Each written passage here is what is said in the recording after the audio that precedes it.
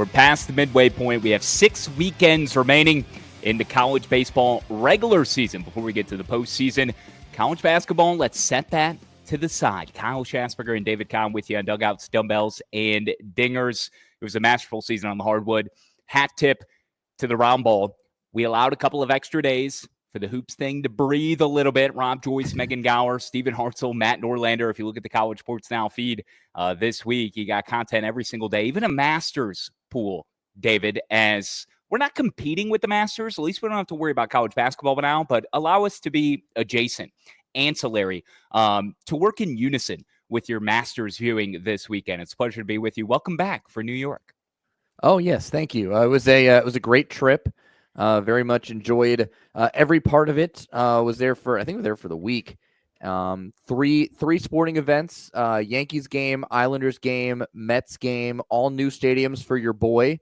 I've now been to 14 major league parks, so almost halfway. And then we saw Beth Page, brought you back a little souvenir. You brought me a ball, dude. You brought me a ball. I appreciate it. I am forever in debt for you, filling the void in my life and providing an extra round ball for me to use. That will not be used on a course, okay? That is for display only, just like the Chicago Bears ones that I have on my desk. So, thank you. Yep, it's for display only. So, yes, brought your Ryder Cup golf ball amongst others in the office as well. And I got some for a few other people, too. But, yeah, no, it was a great trip. Good to get away, and came home just in time to watch Houston cough it up in the final seconds to the Florida Gators and lose the national championship game. Well, there was a lot of that going on this past weekend. Thank you for asking how I'm doing, because I'm still in the depths of depression after I didn't want to. A 14-point lead, one field goal in the final 10-plus minutes of that contest. Epic meltdown, historic proportions. So I am not being a fanboy of the team that I broadcast for. I know there's a lot of that going around this week and certainly throughout the tournament. I'm not redefining the ethics by any means. But, when you spend a lot of time with the team, you're disappointed it ends not by being the last ones to cut down the nets. And this looked like a team that certainly was most equipped to do so. But now we can all turn our attention to college baseball and who's going to dogpile coming up at the end of June. And we have a special guest today, David, coming up in less than 30 minutes or so. We're going to spotlight Cal Poly, the Mustangs. And there's nothing pink about these ponies. There's grit. There's resilience. They're physical. They're tough. They've won 9 in a row. They are undefeated through 4 Big West weekends. Larry Lee, the head coach in his 23rd year, is joining the program. Oh, man, can't wait to talk to Larry Lee here in about 25 minutes or so. He's guided Cal Poly to some incredible seasons in the past. They are dominating the Big West right now, as you mentioned, 12-0. I think he's gotten them to 8 35-win seasons in his career. Obviously, they had the San Luis Obispo Regional back in 2014, the last time they made the NCAA tournament. It's been over a decade since the Mustangs have made it to the postseason. Looks to be as good a year as any, and they lost their best player over the weekend, and it didn't matter. They just shoved a freshman second baseman over to first and was like, we're good, no big deal, we'll take care of business, and they did. Next man up mentality. I love it for the Mustangs, and can't wait to talk to Coach Lee here in a little bit.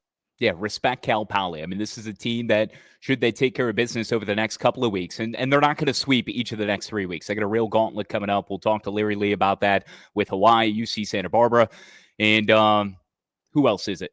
Irvine. I mean, you've got 2 of the top 3 teams. Right now, it's Cal Poly, who's all load at the top of the standings, but their season will really be defined on how they perform over the next few weeks. So looking forward to that conversation.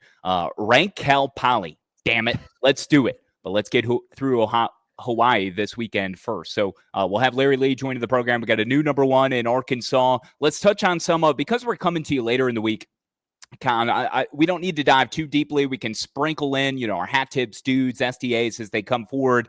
By the way, we are powered, grilled, served up by Baseball Barbecue. Go to baseballbarbecue.com. I got it right now in front of me. The promo code is 3D-20. You can get 20% off your order. Summer right around the corner. We got a little bit of a cold spell right now in North Carolina, which stinks because it was like freezing this morning, 35, maybe below 35 degrees.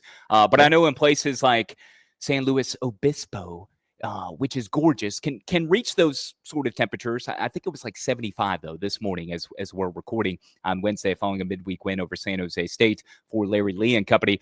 There are plenty of places throughout the country where you are grilling right now or are able to. You are just missing the perfect carving board, grilling utensil, high quality handcrafted stuff. The baseball bat at the end of it, it's awesome. They got apparel as well. A lot of college teams, all the Major League Baseball teams. Just go to baseballbarbecue.com. Get fitted right now, 3D-20. But David, overarching theme of this past weekend, for me, the word of the day is illogical, because none of it really makes sense. Illogical, which means lacking sense or clear sound reasoning. To me, a good synonym would be inexplicable. And yes, that's what Duke did against Houston in the Final Four. But on the diamond, it's what Texas A&M did in Knoxville at Lindsey Nelson Stadium this past weekend. It absolutely is, because Texas A&M, I ran some of these numbers before that doubleheader sweep against Tennessee. They were getting outscored 71-40 in their first 10 SEC games. And then they get no hit by Tennessee on Friday, second thrown this year. And then they outscore the Vols at Lindsey Nelson 26-9 in a doubleheader. Like, what? No one saw that coming. Nobody. People said Texas A&M is left for dead. The season's over. Pack it up. Michael Early's on the hot seat. It's done. Good night. And A&M says, hang on here, folks. Hang on. We're coming back to life. And they came back to life in a huge way. 11 homers in that doubleheader win over Tennessee. Then they thumped Sam Houston State in the midweek 14-1 as they get ready to face South Carolina this weekend. So, listen, it's a tough road to climb for Texas A&M, but they are above 500. They're 17-15, 3-9 of the SEC, but they've won 3 in a row. We said it last week. Let this motivate you, Texas A&M. Let this pull you out of the depths of baseball's doldrums and revive your season. They at least have a pulse, unlike Florida, who is just done. I mean, they're toast. Did you see Kevin O'Sullivan, not to change the subject to the Gators real quick, I'll close the loop on A&M, but Kevin O'Sullivan had a miserable weekend as they fell to 1-11, were swept by Vanderbilt. I mean, this guy got tossed one game, got in an argument with an umpire the next day, was caught audibly on the microphone. Cussing. Okay, well, we'll leave it at that. Over a balk that scored a run for Vanderbilt. I mean, everything was going wrong in Gainesville, favoring the Commodores this past weekend. So, yeah, it goes from bad to worse for Florida. They're 1-11. But Texas A&M, yes, they have a pulse. Perfect descriptor of what they were able to do, Kahn. And yeah, we challenged them. We thought maybe last week would be the flashpoint, the way Michael Early was standing up for his team with the curfew barreling down on them against Kentucky. And you see the way they respond. Mind you, after getting no hit, a combined no-hitter in game one of the series. They lost 10-0 on Friday, and then in a double-hitter on Saturday, they win with those 11 home runs, as you illustrated, 9-3 and 17-6, ran them off the field, off their own field, the reigning national champions in an 8-inning ball game, 17-6, taking the doubleheader.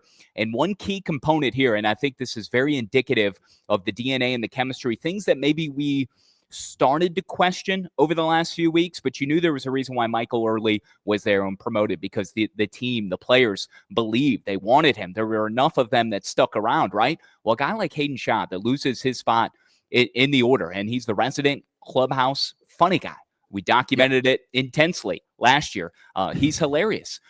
He's been removed from the lineup here because of the return of Caden Sorrell, who was dealing with a hammy injury for 25 games. Sorrell comes in and starts, I think, in game 2 against Kentucky. Since then, in 7 consecutive starts, 11 of 27 with 4 home runs. I mean, this guy has become a tremendous heartbeat of the team offensively. And Hayden Schott, to further illustrate the unselfishness and the way this team is all rallying behind their coach and also the other guys who are getting other opportunities, Hayden Schott, tongue-in-cheek, but also feeding into, that cesspool perspective of the way things can be recognized, certainly on social media, putting himself out there to go to bat to Caden Sorrell on Twitter and saying, retweeting a highlight from Sorrell and saying, quote, low-key, I should be playing over this guy, but it's a great long-term play by the coaches for the younger guys to get reps.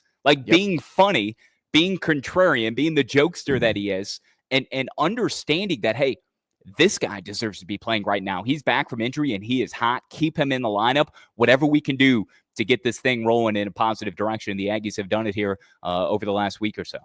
Totally agree. And he also should be spotlighting Bear Harrison, who's been on an absolute tear for the Aggies lately. 7 dingers in his last 13 games for Bear Harrison. All right. Bear down, Texas A&M. That's Baylor, I know.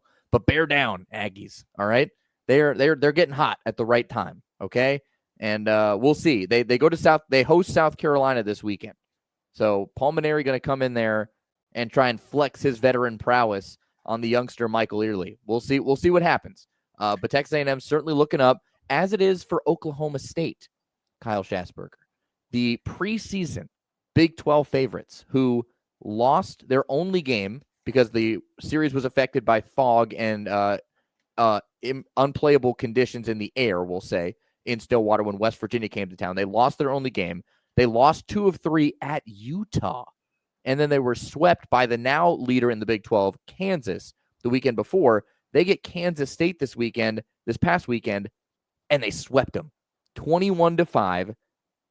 Kansas State was the Big 12 leader going into the series. Oklahoma State said, not anymore, guys. Goodbye. They sweep them, win the series by 16 runs in total, get themselves back to 500 at 15-15, 4-6 in the Big 12. So Oklahoma State, after being predicted to win the Big 12, kind of fallen off, but they really righted the ship in terms of kind of creating more chaos in the Big 12 because there's now 6 teams within 1 game of each other. Kansas at 9-3, you got West Virginia at 7-3, and then 4 other teams at 8-4. And Oklahoma State, their prize for winning a Kansas State series, they go to Arizona this weekend. Tough. Yeah, and Arizona, one of those teams at 8-4 who took 2 out of 3 from Arizona State this past weekend. I think it was Sun Devils who had salvaged Game 3 at home. By the way, this could be part of my social displays of affection, at least fun promotional type things of what Arizona State had done this past weekend. Game 1 at the Muni in Phoenix on Friday night. They lost 8-5 to Arizona. A 9-9-9 challenge. 9 hot dogs. 9 pops. They call it soda. I call it pop. 9 sodas and 9 thrilling innings of baseball. Now, I don't know how they track that, but that's what they were promoting. And I don't know how many people participated, but real cool. And an 8-5 loss, though, as Arizona is one of those teams at 8-4. And Oklahoma State, certainly they get up off the bat, and they have Arizona, as you indicated. So 2 teams whose seasons were on life support in Texas A&M and Oklahoma State, and they got things rolling back in the right direction, at least after weekend number 8. Oregon State had a big series win over UC Irvine after they were struggling. They lost 12-0 in the opener to the Anteaters. They came back to win that series. We mentioned Florida's free fall. Stanford has now lost 9 consecutive ACC games since sweeping Duke. Georgia Tech went there. This is the Danny Hall bump that we talked about last week. Danny Hall, I think there's some magic behind his impending retirement. That's a team that is off to their best road record at 9-1 since 1895. David Kahn, we're talking about 130 years that Georgia Tech has been this good. 9-1 on the road. 7 runs over the final 2 innings to take the series in Game 2. At Sunken Diamond, swept the Cardinal 18-2 in 7 innings in Game 3. It was never really close. And now Stanford was swept by Cal, UVA, and Georgia Tech. That was a laugher in a way. The Cavaliers, just keeping it in the ACC, blew a series late against NC State this past weekend when Elliott Avent went, I think, 3 consecutive pinch hitters to help spark some magic late in the Game 3 this past weekend. The moral of the story is, Kahn, as we bounce around on some of these outcomes, college baseball is real. The stage is theirs now. There are so many great things, so many great stories to talk about, and league races that are going to be intensifying, and unlikely outcomes, unlikely comebacks, heroes to emerge, from the shadows. And this is why we love the sport. Welcome, everyone. There is room inside this tent. Allow us, Dugouts, Dumbbells, and Dingers, to be your vessel to help navigate you to the end of this college baseball season. Absolutely. And it's crazy when you talk about Stanford. Like, here's the inexplicable nature of it all, right? To use your word of the pod. We were touting Stanford as they're back. Like, Stanford's back after the terrible end they had to last year when they got swept in 3, or they lost 3 straight series to end the 2024 season. Just ended a tough year on the farm. They're like, all right, they'll be back. Well, they make the splashy signing of the freshman Rintaro Sasaki. He takes a little bit to heat up. Then he starts to heat up around ACC play. They go to UNC, take 2 of 3 at the Bosch. Then they sweep Duke at home. And you're like, okay, here comes vintage Stanford. We're ready. Like, the Cardinal are here. They're back. They're not going away. And now they've lost 9 in a row in the ACC, which you're like, wait, what? What? And then you look at the numbers for Rentaro Sasaki, and the team has kind of ebbed and flowed with his offensive production. The last 11 games, he's 10 for 51 with 10 Ks and only 1 homer. He's gone quiet. Yeah, like that's really is what it is. And now they go to Clemson this weekend. Ooh. May get even more difficult, certainly for Stanford as they go on the road now to Clemson. Kansas had another big. I think you mentioned them kind of in the Big 12 roundup, but yeah, how about Marshall though in the Sun Belt, taking 2 out of 3 from Southern Miss this past weekend, 13th ranked team in the country, doing so with 2 complete games from 2 pitchers that threw the games of their life, doing with a doubleheader 2 on Saturday. A lot of movement in the Southeast with all the weather pounding. Certainly thinking of all those who might be affected by flooding in Kentucky, tornadoes and damage in Arkansas and other parts of the southern Midwest and Southeast parts of our country. But baseball, you had to get creative, the schedule folks, and certainly administrators, and to be able to get all these games in. And Marshall was able to take advantage of an opportunity with Southern Miss there. And I retweeted this on the Twitter X account for us, 3D Dingers is where you can find it. We will use that only to explain my social display of affection, my SDA, and what Marshall did. It was absolutely hilarious. I would, Kahn, don't worry about playing it, but I would just direct whomever. If you want to see some crazy, if you want to look into the mind of a social media administrator who gets it and knows how to speak to their fan base and also grind the gears of the opponent that they just upset or beat, 101. It's a blueprint. Just go look and see what Marshall baseball did this past weekend. One of the only references that I really got in that 60 seconds of chaos was the Teletubbies son, but it was spectacular. Shade. And of course, Southern Miss fans are even more irate and disgusted after a loss because Marshall has gotten under their skin. So another SDA for me was Jared Jones, David and Norman going to the Porta-John with his helmet on. I don't know if this was before the game or in the game, but he's dressed like he's about to take a nap at. I mean, he's in his jersey with his helmet, waiting in line in front of the Porta-John in Norman. Can we get this guy? Can we get a regular bathroom? I mean, I'm guessing the facility, you've been there. I have. They're probably undergoing some renovations, and they got Porta-Johns that the players had to use. So I love that for Jared Jones, that he had used the porta potty before, I'm sure, murdering a baseball. That's what the Bear does, right? Yeah. A lot of Bear talk, okay, on this podcast already. We're pro-Bears. Duh Bears. We are. Yes, you're very pro-Bears. And speaking of SDAs, by the way, did you see what Arkansas baseball tweeted out, the Mizzou burger, after they just absolutely trounced the Missouri Tigers over the weekend? I believe it was the score 51-7 in 3 7-inning run rule games for the Arkansas Razorbacks, who are your new number 1 team in the country, 11-1 in the SEC, 31-3 overall. They've won 8 in a row. Program record for runs in an SEC series for the Razorbacks, who now get 7th-rated Georgia at Foley Field this weekend. But the SDA all around to the Arkansas social media team, because they did some incredible work. None better than what they posted to Missouri and saying, "Hey, Missouri, we'll take a basket of fries with this."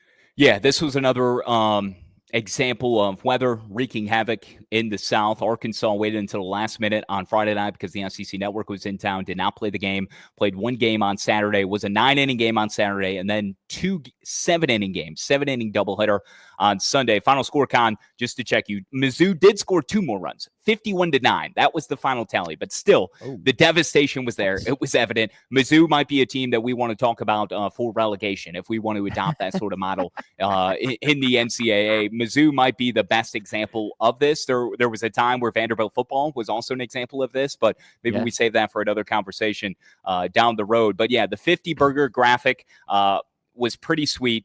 Arkansas in total in SEC play, your new number 1.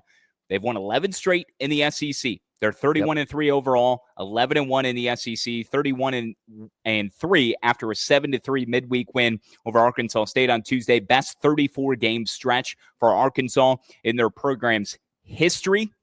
Ryder Helfrich by the way, he likes his taters mashed. Taters mashed. Yeah. I must always preface or attach any Helfrich mention about his taters being mashed. Got out only one time this past weekend. Was only retired one time this past weekend. Cam Kozel, who we featured last week, who just terrorized his former team, Vanderbilt. He's your SEC Player of the Week after knocking in 13 runs, 13 RBIs in the Mizzou series. He's got a .417 batting average to lead Arkansas. How about this, though? In SEC play, .532 Cam Kozel is hitting through 4 weekends. .532. He's got 5 home runs, 26 RBIs. You want some numbers for Arkansas and SEC play in general? And Dave Van Horde said in the press conference, made it available to the media, okay? He put it on record, quote, "Don't be sending me any text about a new hitting coach."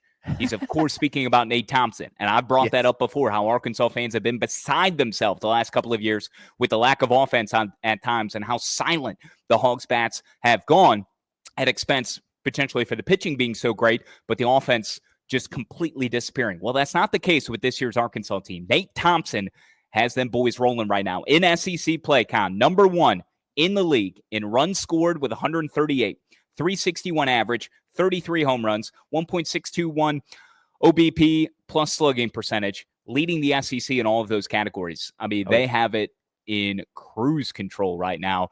Big weekend, though, coming up on the road at Georgia. I don't think this team is going to be too distracted, though, by that number 1 ranking. Georgia, meanwhile, is reeling after a series loss. They were swept, right? Swept by Texas. Yeah, swept by Texas. Yes, they were. Meanwhile, Arkansas had their 3rd straight SEC sweep for the first time since 1999. Just toss a little nugget in there on top of all that great info that you provided. Let's compare those Arkansas numbers, though, to Florida in SEC play, because we talk about the free fall that the Gators are on right now. They're 1-11 in the SEC, 21-14 overall. Got outscored by 15 by Vanderbilt over the weekend, 20-5. They've been outscored 107-50 in 12 SEC games. That's an average of 4.8 runs per game. They've been outscored by. The injuries have been killing them, though. On the pitching side, we've already talked about it. Pierce Coppola still hasn't pitched. It's the 2nd week of the season. Liam Peterson came back this week against Vanderbilt, but he was rough. He allowed 5 walks and 5 1/3. They just lost Cade Curlin for the season. He dislocated his shoulder. He's out for the year. He had to have surgery. So they keep getting dinged by injuries, and their production is suffering. In SEC play, they're only hitting .244 as a team, only 2 hitters above .280. That's Luke Heyman and Colby Shelton. They have struck out 116 times compared to 40 walks. That's nearly 3 strikeouts for every walk they work in SEC play. Opponents are hitting .311 against them in SEC play, and the pitching staff has an ERA of 9.63. It's rough in Gainesville right now. Very rough. Yeah, it's brutal. Who's Florida got next? Florida. I had this written down somewhere.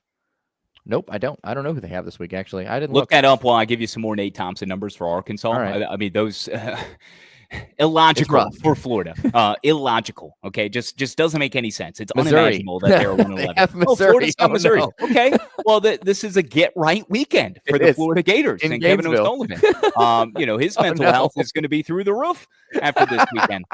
Nate Thompson and the Arkansas offense, 74 total home runs, trending possibly towards triple digits. I think the record with Nate Thompson in his 8th season is 106. Was this high watermark? Don't know if they'll quite get there since you're in SEC play now. It's going to be a lot tougher, but still, 335 average, 7 regulars in the Hogs lineup hitting above 300, 2 over 400, and Charles Davalon, who is the team leading 12 home runs, had one against Arkansas State on Tuesday night. The Hogs have won 22-24 in-state games against Arkansas opponents since 1960. So yeah, that offense is percolating in inexplicable ways. I mean, the improvement from year to year is certainly what Arkansas folks have wanted. For other teams like Florida, Missouri, not so much, but maybe the Gators can get back this weekend. Big one with Arkansas at Georgia. Florida State visiting Virginia Tech this weekend. That'll be another big one. I hit on Wake Forest going down to Tallahassee, taking 2 out of 3. UCLA hosting Washington. The Bruins at 26-6, 10-2. Our guest, who we're going to have here momentarily, Larry Lee, Cal Poly opened with UCLA. The Bruins have won now, 12-1 7-inning contest against Long Beach on Tuesday. They won 10 of 11 overall. They're hosting Washington this weekend. They're 6th in the RPI. Washington is at 107. So for a team like UCLA, just don't lose the series at home. I mean, you just got They into haven't the top lost a 10. series all year. Yeah, well, just continue it, John Savage. Come on, you just got the 700 wins. It's been down the last few years for John Savage and UCLA. And the Bruins' order seems to have been restored. It just took a league change. It just took you going to the Big Ten to get right. And now you're playing Washington, certainly a foe you're plenty familiar with, but you're playing them in a Big Ten game. Rock Chalowski, couple of sophomores for UCLA, 372, 9 home runs, 32 RBIs. And Malua Levu. Now, I did the pronunciation guide. I trust me, Kahn, I would not do that. You have trained me well. But he is a sophomore with 48 RBIs, 6th nationally. I mean, those are two straws that are really stirring the drink for UCLA. So a big weekend for them coming up in Coastal Carolina, visiting Georgia Tech. You know what I think we should do? And we're going to take a break here coming up in about a minute or so, and then we'll have Larry Lee, head coach at Cal Poly, join us on Dugouts, Dumbbells, and Dingers Spotlight the Mustangs. David, moving forward, and our cadence will tick up to twice per week starting next week. Now that basketball is in the rearview mirror, it'll make it certainly easier for us to organize and to plan shows versus cram all of this different stuff into 60 minutes, which often becomes 90 minutes. I got a hard out, got to get my daughter today, so that won't be the case. Got a softball game. Pudge looking to go to 2-0 on our 10U team this year. But what we should do is we should try to think obscurely outside the box each and every week and pick one game from the 4 power leagues and then 1 or 2 from your mid-major leagues that we certainly want to key on the Thursday pods each and every week, just to create a little bit of uniformity moving forward. So you want to go ahead and give me your Borgo ball breakdown before we break and we bring on Larry Lee? You know I do. So listen, we're going back to a familiar place. All right, we're going back to Morgantown, West Virginia, because I'll spoil it for you. We had a Little League home run, but it was in the wackiest of ways that could only be illustrated by the Borgo Ball backyard breakdown this week. So here it is. We got Gavin Kelly at the plate, West Virginia versus Utah in a laugher of a game, 12-4 in the 8th inning. Kelly laces one up the middle into left center field. It's fielded by the left fielder. Kelly gets aggressive, tries to go to second base, slides over the bag. He thinks he gets tagged by the second baseman. The ball trickles away, so Kelly goes to third. The third baseman can't field the ball cleanly. It ricochets off of the Utah dugout, and here comes Gavin Kelly to slide in with the run to score a Little League home run and make it 13-4 West Virginia. The Mountaineers would sweep Utah this weekend, and that is our backyard breakdown presented by Borgo Balls. Here you're going to look at it one more time. Base knock up the middle. Should just be a single. Gavin Kelly, the freshman, hyper aggressive, super fast. Head first slide into second. Thought he got tagged out. Here's Steve Saban saying, get down, get down. The ball gets away from the third baseman, and Kelly's got it inside the park home run. That's awesome. BackyardBaseballBros.com. Go there now. Brett, Blake, Ty, Tatum, the Bergonios. Larry Lee actually coached Brett at Cal Poly. Yeah, I have confirmed this, so we might try to bring that up at the end of the conversation. But BackyardBaseballBros.com, they've restocked, 4 packs. The Borgo ball has revolutionized what indoor and outdoor baseball can be, making it fun with the foam ball, with the raised seams that most mimic a baseball. Go to BackyardBaseballBros.com and get in your order now. Follow them on Instagram at BackyardBaseballBros. Okay, let's take a break. We're going to spotlight Cal Poly. Larry Lee, in his 23rd year, the head coach of the Mustangs, is going to join the program next here on Dugouts, Dumbbells, and Dingers. A true teammate takes on every day with a winner's attitude, gets up when they fall down, and leaves it all on the field. There's a group of teammates who do all these things every single day. But they're more than your typical athlete. They're kids dealing with unthinkable medical circumstances. Team Impact matches children facing serious illness or disability with college sports teams, creating a long-term, life-changing experience for everyone involved. Help us get all kids in the game. Visit teamimpact.org. Team Impact. All in, all together. Hi, this is Rob Joyce. Each week, I'm joined by her Hoopstats Megan Gower as we break down the latest in women's basketball across the country on College Sports Now. We've got analysis, expert guests, the latest bracketology breakdowns, and more. From coast to coast, we've got you covered with all of the action now through the Final Four in April. Search College Sports Now wherever you get your podcasts, and check out herhoopstats.com for all of your women's basketball needs.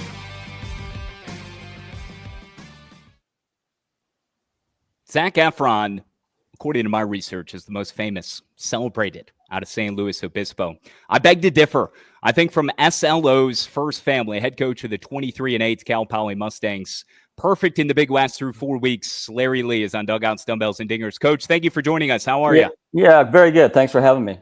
Yeah, thank you. Alpha midweek victory over San Jose State. Your team now 23-8. It's some kind of heater, unbeaten in the midweeks after an 8-5 win. Again on Tuesday, you've won 22-25. You've engineered second best start in Big West history at 12-0, behind only the 88 Fresno State team that rattled off 18 straight. Now there's a real gauntlet ahead, Coach. We'll get to that. But Larry, you, the staff, the players, how much fun are you all having right now? It's good. It's a good team, close team. Do a little bit of everything, and we're pretty exciting. It's been a good ride now. Like you said, we go through a 3-week gauntlet with Hawaii at home, at Santa Barbara, and then Irvine at home. So these 3 weeks will say a lot about where everybody stands. Yeah, it certainly will. And you know, your team actually has been able to find kind of a new gear after stumbling out of the gate at 1-5. It was against, you know, good teams like UCLA and Texas A&M. You end up beating in the finale to hand the number 1 Aggies their first loss. And you've been able to do this, find this new gear coming from behind so many times. You've trailed in 11 of your 23 wins so far. What's been the secret sauce for this team to be able to come back so many times? Not really sure. You never know. You know, those first 2 weekends, we faced elite pitching. I think that did prepare us for what lied ahead. And then the 9 guys that we throw in the lineup, it makes it a stressful lineup. And really our goal is just to play for a run and inning. And so we bunt, we hit and run, we do a lot of things. And we've scored multiple runs in innings a lot. We put up 4, 5, 6, 7, 8, and it's no really explanation, but I think everybody feeds off each other, and then most guys in our lineup can do a few different things, which helps. They're not just one-dimensional type of player, so it's beneficial. It makes it much easier to manage a game. Yeah, you certainly got a lot of athletes on this Mustang squad, and I love the attitude of playing for a run and inning. That's a great persona to have for a baseball team. You had a bit of a unique situation, though, where you talk about guys, you know, stepping up, doing multiple things. Your leading hitter, your first baseman, Zach, was out this past weekend, had a pinched nerve in his neck and an infection. But the freshman, Jake Downing, who's normally a second baseman, never even practiced at first base, comes over, perfect. 22 chances, no errors. So that's the type of mentality this team has, right? Next man up. Yeah, I mean, we're not that deep off the bench, but yeah, it was a Thursday practice. Zach, in fact, just got out of the hospital this morning, so pretty scary thing with a infection. So he'll be out for another probably 3 weeks at least. But yeah, I just looked out there about 5 minutes before we were stretching, and I said, pulled Jake Downing aside. I said, "Go get a first baseman's glove. We're gonna teach you how to play first base." So went through our practice plan, which was fairly limited on a Thursday with a Friday game coming up, and just started adding things as everybody was out there from a defensive standpoint. And then just I knew within 2 minutes that he was our best option. And we have a couple other guys, but they're more one-dimensional, and Jake just has the makeup, and I knew he wasn't going to be scared. And from an offensive and defensive standpoint, he was played at a very, very high level. That's very unique that you're just plugging guys out there, and from your intuition and all of your years being around the game, you're able to pick up enough clues there initially to roll with a certain guy like Browning at first base. You just gave us the update on Zach, 3 weeks. I mean, gosh, that seems like a really tough injury, pinched nerve with the infection, be at least another 3 weeks for him. I did want to ask you about his hobby per se that is noted in his bio page. I'm wondering that kendama, that Japanese toy, does he bring that around the clubhouse? Has he gotten you to perform any tricks or stunts with this Japanese toy? I learned a lot about it in preparation today. You know more than I do. That's the first I've heard of it. So okay. I don't read our players' bios or anything. So that's good. I'll have to ask him. I don't know. I wouldn't know how to spell it. I wouldn't know how to Google it. And so you might have to fill me in on it. Okay, well, I'll send you a link when we get off here. I had never heard of it either. Your RPI now sits at 17, tied with LSU for the third longest win streak nationally in 9 games. Coming up, home to Hawaii at Santa Barbara, home to Irvine. We briefly discussed that off the top, but that's like murderer's row, Larry. And I'm not talking about the 1927 Yankees. Yeah, they're all like high-end teams. They all pitch extremely well. They all have their offensive component. They all give a little bit different, type of strategy from an offensive standpoint. When you're comparing Hawaii, Santa Barbara, and Irvine, but they're 3 of the better teams. Not only out in the West but across the country. And the 17 RPI, because you know that the RPI really doesn't work out here. But before the season, when I thought that UCLA, SC, Oregon, Washington moving to the Big Ten, and then Cal and Stanford moving to the ACC would help us, because then they weren't touching a lot of the teams out west. They were touching teams in the Midwest, and then teams in the East. So I think that's the reason why that our RPI is so high. And once you play somebody, you just want them to continue to win, especially in non-conference. And that was kind of the little hiccup when A&M, after we beat them on that Sunday. They didn't play too well, but then they're starting to play better. They won the doubleheader at Tennessee. They won the midweek game. And so like their RPI is going up, so which also helps up. So sometimes you can put together a great non-conference schedule, but those teams have to do well once you play them. Sure, that's something we've talked about at length, and I know other college baseball talking heads, pundits have as well. What is the right formula? What is the right recipe? I can't imagine what those conversations are like between you, Larry, and your peers and other coaches on postseason eligibility. I mean, you're trying to get Cal Poly back to the tournament for the first time since 2014. I'm curious, but before we get to the postseason and maybe what areas you're most looking forward for your team to grow here over the final 6-7 weeks, and now there's a Big West tournament here also that will certainly help, and how you think that might further strengthen or bolster the Mustangs' chances here to get to the tournament. Tell us about, because we do the show on the East Coast, right? Like, we're talking to you from Winston-Salem, right down the street from Wake Forest. I just drove past the ballpark a little more than an hour ago, coming back from the gym, back to work. One of 7 teams, by the way, who has this very high-tech, innovative technology I want to get to before you go. But tell us about the style of play in your terms, as a guy who's been embedded in the state of California, a part of West Coast baseball for so long. There really is a difference. And for us on the East Coast, too, no matter what sport, what it is we're covering, there can be a perceived East Coast bias where maybe we don't spend enough time really educating ourselves on the way folks play out west. How would you describe baseball on the West Coast? Well, it used to be more prevalent, because it was basically West Coast baseball, and it was the short game. There was small game. There was sacrifice bunting, push drag, safety pushes, hit and runs, and so you created your offense. You just didn't wait around. And I think the moving east over the last 10, 12, 15 years, I think there's been a lot of influence from the West. I think you see like those teams they're not just getting the best baseball players. They're getting, they're changing their philosophy a little bit. Now, if you can just go there and bang, then that's great. A lot of the players that used to stay in California, they're going east, right? So at one time, maybe 10 or 12 years ago, you might get maybe 5 or 6 players to get past, but move on east past Arizona State, all right?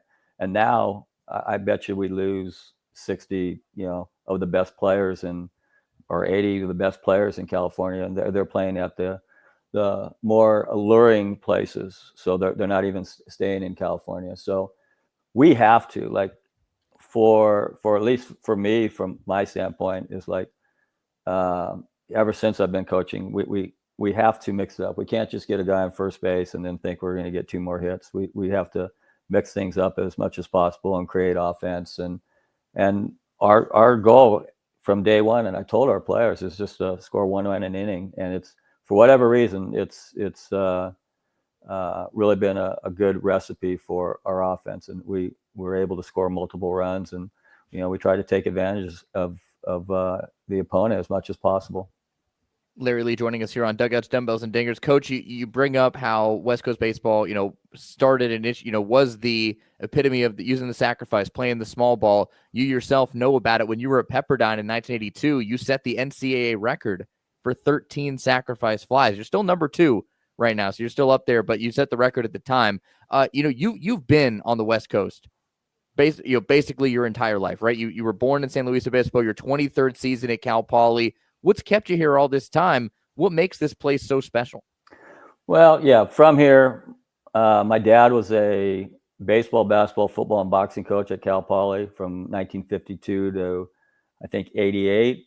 And my mom was a school teacher and coached what was called back then in California GAA, Girls Athletic Association, where there was no really organized girls sports back then. So, and she did everything. So I was brainwashed, and so to after baseball to be a coach, and this is what I want to do. I wanted to raise my family here, and I was lucky enough to do that. And I was at the junior college right down the road, Cuesta, for 16 years as a head coach. So 42 years total between the two places. Just wanted to be a head coach and wanted to coach where the level was the highest level. So this is Division I, and then in California, there was only when I was coaching there was only one level of junior college baseball. So it's just the priorities are family over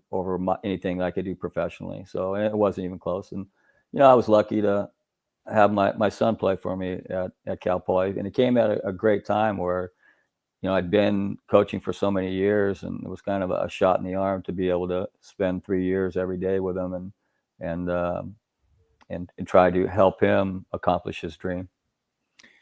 I'll get to Brooks. I don't want to move off of the elite level and your place yet and how long you've been at Cal Poly, because the connection that you have with your son, I know David and I are both very interested on the fulfillment that comes with that, and seeing him drafted 8th overall, 2 summers ago, and what he meant to the program, deciding to come to school when I know he turned down what probably could have been a very lucrative offer to just go big time to the big leagues out of high school. Was the best shortstop in all of college. We'll circle back to Brooks, but as the resident meathead on this show, because that's what I am. I mean, I'm a guy that subscribes to, pain and suffering and just, beating himself into submission, sometimes being way too hard on himself also, in seeking perfection, but knowing that's not achievable. There's a quote I saw that you had that really speaks to me. You said recently, after each game, you should be exhausted mentally and physically, and you should learn from every opportunity you get.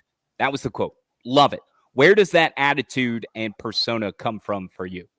Yeah, just experience, just as a coach. And, for the majority of years, I ran the offense. I called every pitch. In junior college, I might have one assistant coach. And so I was just used to it. But, as the season progresses, you're drained from a mental standpoint, and you're on your feet. We're here 3 hours before game time to stretch and go through all your pregame, and then you play the game. And I just think that the mental exhaustion comes from being focused, being intent, trying not to take pitches off, whether you're playing or not playing. There's a slight downtime between pitches and between innings, but learn something. I mean, pay attention to the pitcher if you're the opposing pitcher, if you're a hitter. Pay attention to the game. Learn from watching who's ever playing your position, or if you're an outfielder, watch how all 3 outfielders respond to certain things. And I just think that's if you want to be great, you have to have that makeup and that attitude. And sometimes guys are clicked in, they have the right DNA and they do it right away. Other times it takes some time for some of the players to mature in that. And it's all about the skill and what you bring to it and how hard you work. But then if you can control your mind, then now you have the best of both worlds. Now you can take your game hopefully to another level. Incredible. And something too, a philosophy that can be applied, to any industry, any walk of life. I mean, everything you just said right there is certainly something that I personally, try to instill in terms of my everyday life and putting my best foot forward and exhausting myself as much as I can so that no time is wasted. And certainly there's no regrets, in me putting forth my best effort. You mentioned being brainwashed to some extent into staying in the area in SLO and being at Cal Poly for now 23 years. But the recent $500,000 investment and install of Kinetrax into Baggett Stadium can't hurt either. Cal Poly is one of 7, as I had said earlier, collegiate programs nationally fitted with this cutting-edge analytics system that features 16 cameras, 8 focused on the hitter, 8 on the pitcher. That uses markerless motion capture technology.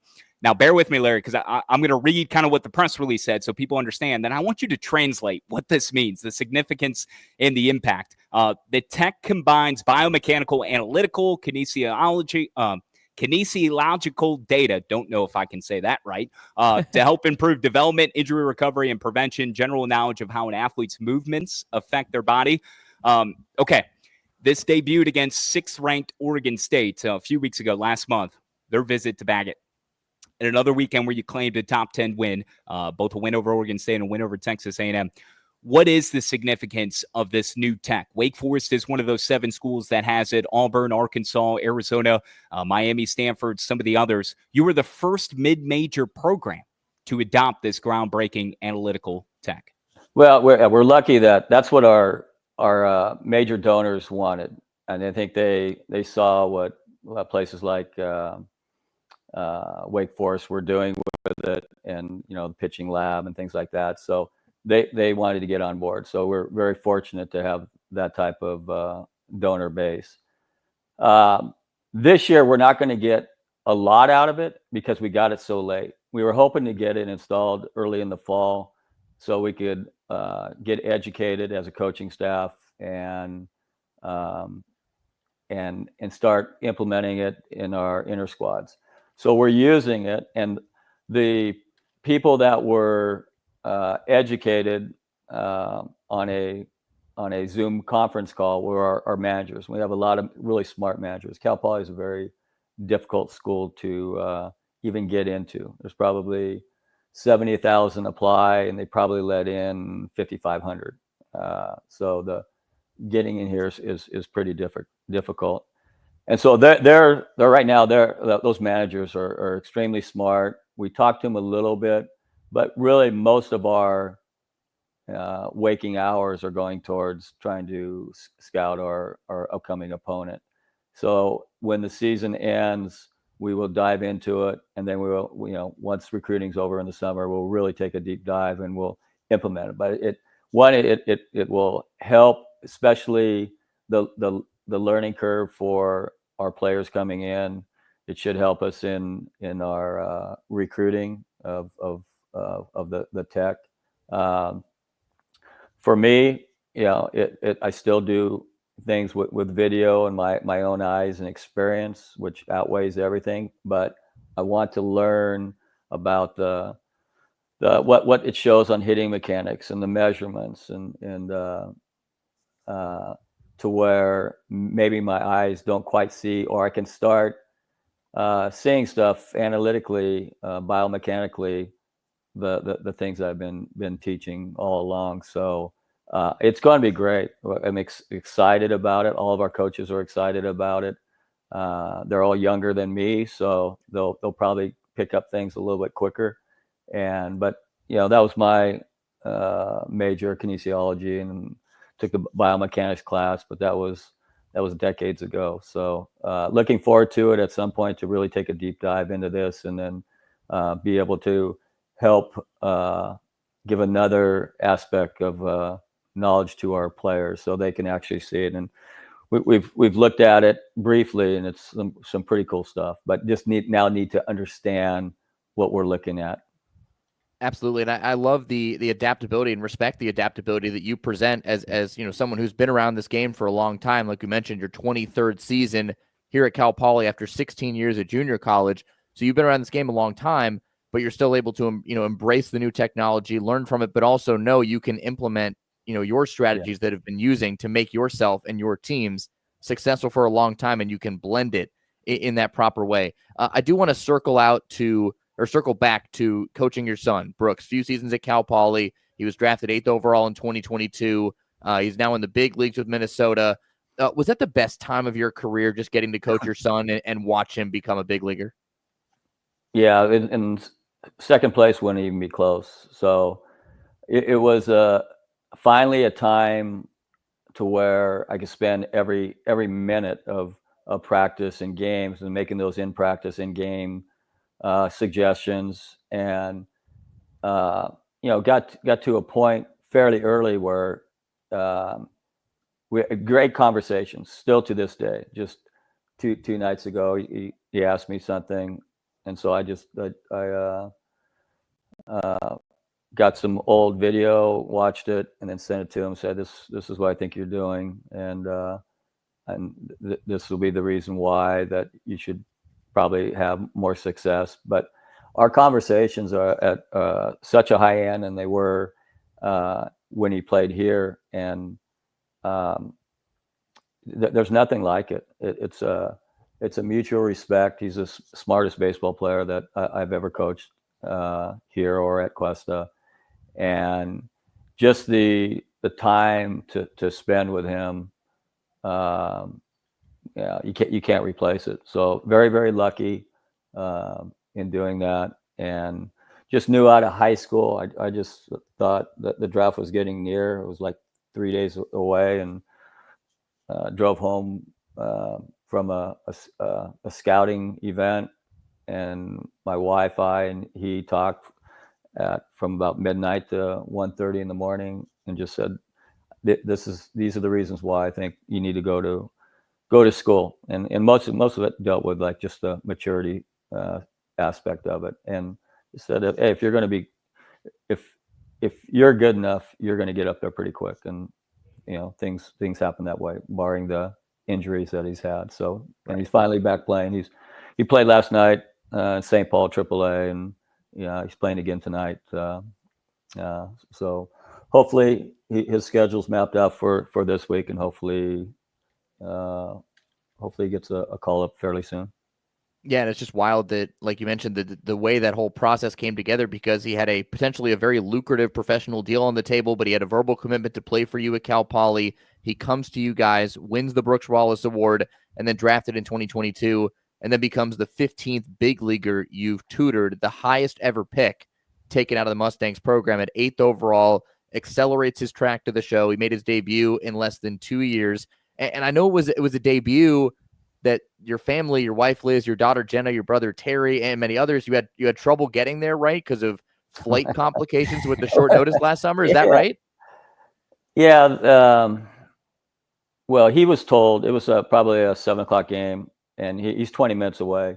He got called at 2:00. He was in the cages at St. Paul, and so he FaceTime. I think my wife was already on, and I didn't answer. I was on the phone with a recruit, and I just kind of said, you know what, this is probably pretty important. So I got off the phone with the recruit, and he told us, and so we booked a flight. We weren't going to be able to get there, small airport, and it's not a direct flight, and so we're supposed to go from San Luis to LAX to Minneapolis.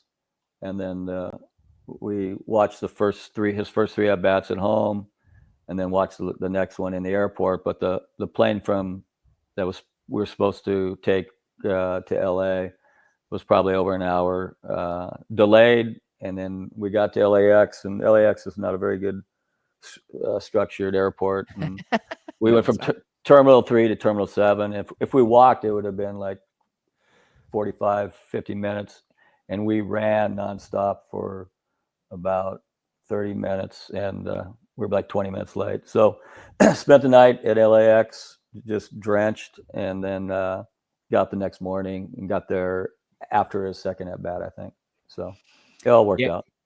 Yeah, you all were there. Might have took an extra day. You were featured on TV even. That had to have been such an amazing moment. You left Target Field too in Minneapolis with quite the haul, is what I read, in terms of Brooks delivering you game balls for his first major league hit, double, home run, RBI. That's a tradition, Larry, though, right? That began very early on in his career.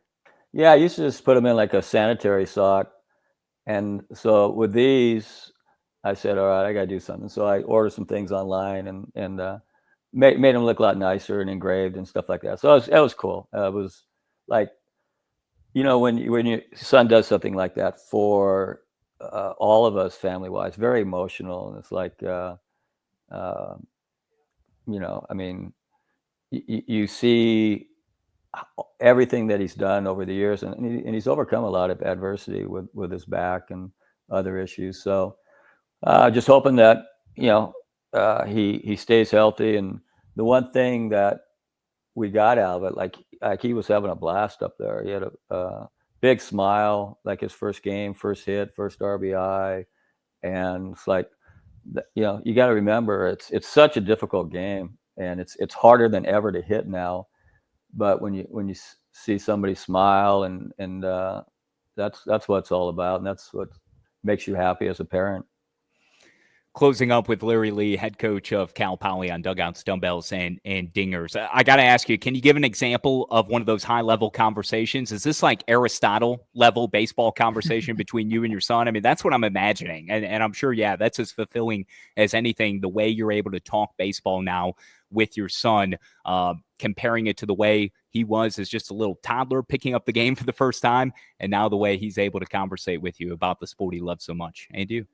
Well, like two things. Like one, when he's here at working out in the fall and the off season, like I have him talk to our hitters. I have him work with our infielders and there was something, last year, and we were just doing a backhand deal. This was actually just a year and a half ago, and he said something, and like in all my years, I'd never said that. I go, okay. So I listen to him a lot too, and I'll pick up things, but it's mostly if it's not in person, like last year he was in AAA and he was struggling. So he called me, probably 9:30 at night, West Coast time. So it was like getting midnight where he was. And we talked for about an hour and 20 minutes about his right-handed swing. And I watched he was sending me videos, and I said, okay, let's try this. And we were bouncing things off each other. But at the end of the conversation, I always end with, what are you going to do tomorrow? And just pick out the one thing that you're going to think about to keep it simple. And then he will say, I'm going to do this. And it's something that we talked about. And like, even when he was here, and by the way, he actually, like, unbelievable right-handed. Like, I went back a week later, and he faced games 2 and 3 of a series. He faced left-handers, and he doubled 3 times to left center. Never done that before. And then the next game he hit 2 out right-handed. He's never ever hit 2 out in a game, even left-handed. So it's just ongoing. And like I say, like I don't know everything, but I've had to get to know him pretty well. And he could always break down like hitting when he was 8 or 9 years old, but he didn't understand how the game worked. And that took till he was about, I think, maybe 14. And then once he hit 14, like the brain was ready to take all the stuff that we had ever talked about and he'd ever heard me talking to our players. And then he just became his own best coach. Like he was smarter than the people that he was playing for. And it's pretty cool to see, and just, proud of what he's accomplished. And he understands that it's a long way to go. And this is like, who plays the longest is that's the kind of the motto. It's like, just keep on playing, have a long, successful major league career. And all the time I say, hey, it's a big world out there. You're not just playing against our country anymore. You have a lot of the foreign players, and when you get into professional baseball, and I'd always tease him when he was young and say, hey, I just got off the phone with this Dominican kid, and he's been working from sun up to sundown. So what are you doing? And we go out and hit. And so, but that's the way he's that's his DNA. He's always worked hard. This has always been his dream, but he enjoys it. And he's going to go through his ups and downs, but as long as you put your best foot forward, that's what matters. So cool. Very special story. We appreciate you sharing all of that on Brooks, and certainly helping us spotlight your program to this point and what Cal Poly has been able to achieve, and still work to be done. I know we got to get you out of here, Larry. Again, thank you for your time with us here today. We'll get you out the door on this. We had one of your former players, Brett Bergogno, on the show last week promoting his Borgo ball. Did he say, oh, you do have one? Yeah, he reached right for it. Somebody gave me one. I haven't thrown it or anything, but yeah, Brett's a character. He's a good kid. He's got a couple of brothers, and his dad played baseball, and he's a good one. That's sweet. I'm so glad you had that. We'll clip that and send it to him. Yeah. I know he'll see it. Good. I appreciate you guys having me. Yeah, Thanks, Larry sir. Lee, 23rd year head coach at Cal Poly, 23-8, 12-0 in the Big West, perfect through 4 weeks, seeking a 4th NCAA tournament appearance from Cuesta College to now Cal Poly in year 23. Best of luck the rest of the way this season and beyond to you and your family, Larry. All the best. Thank you. Thanks, guys. All right, we'll take a break, come back in 1 minute, close up the show here on Dugouts, Dumbbells, and Dingers. College sports fans now have access to hundreds of weekly podcasts that zero in on the college sports world. Now available in the Varsity Podcast Network and part of the new Varsity app. The app is free and available from wherever you get your favorite apps. Download the Varsity app today to have access to hundreds of national podcasts as well as your favorite team-focused podcasts. The Varsity Podcast Network, now available for free on the Varsity app. Download from the App Store and listen today. Which schools will take home the prestigious Learfield Directors Cup as the top college athletic programs for the 2024-25 college athletic season? You can follow the standings of your favorite team or alma mater at L Directors Cup on Twitter and online at thedirectorscup.com. Trophies will be awarded in June 2025 to the winning institutions in all college sports divisions. Learfield Directors Cup, the crowning achievement in college athletics. All right, 3 minutes left in the show, literally, because Kyle Schassburger has a hard out to go get Pudge and get her ready for her softball game tonight. So a couple of quick things to name, and then we're out of here. I had 2 dudes. I had dudes for both of us, Schass. I got one for you because you didn't put one on the dock. So No, mine, because you took mine. Well, there you go. I'm going to name them both. I had Kate Anderson. All right, well, Kate Anderson's yours. Mine is Andre Martinez, all right, from Bethune-Cookman. 5 homers, 13 RBIs, 8 for 16 on the weekend. No strikeouts. Bethune-Cookman 10-2 in the SWAC. They swept the Delta Devils of Mississippi Valley State. They're tied for second in the SWAC with Texas Southern, 1 game back of Florida A&M. Kyle Schassburger's Cade Anderson of LSU, 9 innings, 5 hits, no runs, 14 Ks as part of a 35 strikeout weekend for LSU pitching where they allowed no earned runs. 5 total arms used at Oklahoma. It's the 3rd time since 1992 the pitching staff did not allow an earned run over a 3-game stretch for the Tigers. Cade Anderson's first career game, Golden Spikes Player of the Week, SEC Pitcher of the Week, first top 10 Road Series sweep for LSU since 1997 when they won the College World Series. Over to my hat tip. I know you want to highlight the Charlotte dog contest. You already highlighted a hot dog contest in Arizona. Hat tip to Yeshiva University and Lehman College. They played a doubleheader on Tuesday. Combined going into that one, they had 141 straight losses entering Tuesday. They split the doubleheader. So both the losing streaks are over. Yeshiva had a 100-game losing streak. Lehman College had a 42-game losing streak. Lehman won game 1. The Lightning won it 7-6. And then the Maccabees of Yeshiva University won game 2 9-5. Their first win since February 27th, 2022, and their first win ever against Lehman College, who was 17-0 against the Maccabees all time. And the Maccabees now get a 17-day break because they're off due to the Jewish holiday for Passover. That's all I got. You should have saw those teams when you were out in New York. I mean, these are New York, New Jersey area teams. I mean, 141 combined losses. You should have popped in last week. The streaks would have ended earlier for either one of these teams. Just bonkers stuff. 99-game losing streak goes to 142, ends in game 1, but then it's pronounced yeshiva. I think. Yes. Yeshiva. I did some deep research on this one too, but you stole it from me by the time I got to the doc, so I'll just let you riff. First win in almost 2 years for Lehman, and the first since February 27, 22 for Yeshiva. So awesome stuff. Yeah, the Golden Hot Dog is a trophy that Charlotte is going to award to the person that consumes the most hot dogs in the month of April. So that is my hat tip. And the graphic for this, we don't have time. I'm not going to pull it up on Twitter, but go find it. I'm going to put it in front of my camera right here. Look how beautiful that Golden Hot Dog trophy is. And the phrasing, the branding, the marketing here is incredible from the Charlotte Athletics Department. Quote, the most coveted trophy in sports history. Ketchup, mustard, and a whole lot of greatness. Step aside, March Madness. The new king of spring has arrived. It's like it's the Super Bowl and World Series combined. Pound some Tums, crush some dogs, cherish the memories. The Golden Hot Dog up for grabs. So the person to consume the most hot dogs at the Hayes all April long. It's to a student. You must be a student. I don't know how they're tracking this. Maybe there's some vouchers. Maybe you're getting like a stamp every time and you can't wash your hand for the month of April, or maybe you got like a little ticket. I don't know. It's inexplicable.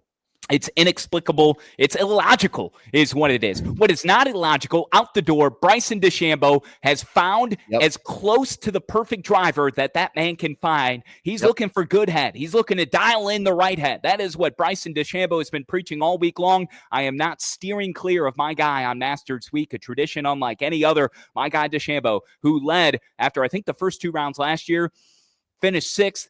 Won the U.S. Open, had his best Masters year ever a year ago, trying to calm the nerves, trying to be less tense, dialing up the right driver. It's all going to come to fruition this week. Bryson DeChambeau is my pick to put on the green jacket. Agreed. That's it. We're done. See ya.